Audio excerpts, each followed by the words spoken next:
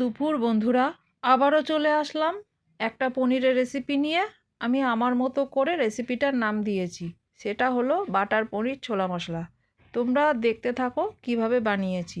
সম্পূর্ণ ভিডিওটা দেখার অনুরোধ রইল তোমাদের কাছে। প্রথমে 3-4 চামচ সাদা তেলে 10-12টা কাজু ভেজে তুলে নিলাম। সেই তেলেই হাফ চা চামচ জিরে, এলাচ, লবঙ্গ, ডালচিনি ও একটা তেজপাতা ছেড়ে দিলাম। দুটো মিডিয়াম সাইজের পেঁয়াজ কুচি দিয়ে একটু নেড়েই বেশ কয়টা ছাড়ানো রসুন দিয়ে একটু নেড়ে 7 থেকে 8টার মতো কিশমিশ দিয়ে আবারও একটু নেড়ে চেড়ে কড়াই থেকে তুলে ঠান্ডা করে মিক্সিতে পেস্ট করার জন্য দিলাম। কড়াইতে তেল আর না দিয়ে ঘরে তৈরি করা মাখন 2 চামচ করা ছিল, সেটা কড়াইতে দিয়ে দিলাম। তারপর পেস্ট করা মশলাটা ঢেলে দিলাম।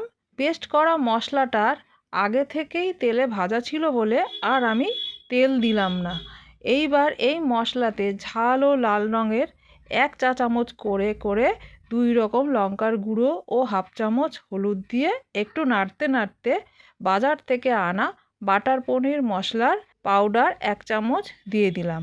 একটু নেড়ে নিয়ে হাফ চা চামচ চিনি দিলাম। নাড়তে নাড়তে পরিমাণ মতন লবণ দিলাম। একটু নেড়েই সিদ্ধ করে রাখা কাবুলি ছোলা ঢেলে দিলাম।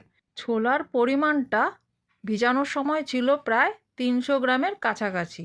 একটু নেড়ে মিশিয়ে কেটে রাখা 400 গ্রাম পনির ঢেলে ভালো করে নেড়ে মিশিয়ে মিনিট 3 রান্না করেই হাফ চা চামচ গরম মশলা ছড়িয়ে দিলেই আমার বাটার পনির ছোলা মশলা রেডি। আমার এই রেসিপিটা তোমাদের কেমন লাগলো অবশ্যই জানিও। ধন্যবাদ সবাইকে আমার ভিডিওটা দেখার জন্য।